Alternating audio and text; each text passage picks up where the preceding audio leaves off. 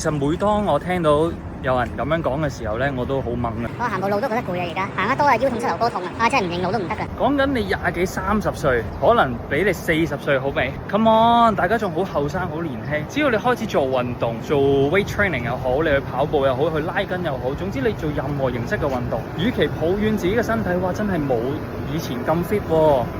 其實可以㗎，可以改變㗎呢樣嘢。OK， 喺度睇住 IG， 睇住 Facebook， 見到有啲好 fit 嘅。好 fit 嘅 ，OK， 好 fit 嘅做運動嘅人士，OK， 讚歎佢哋，哇，佢哋真係好勤力。或者你唔中意佢哋唔緊要，個身體你自己嘅喎，唔使睇人哋㗎，你自己知道自己個能力差咗，咪去做運動咯，去提升自己咯。我成日同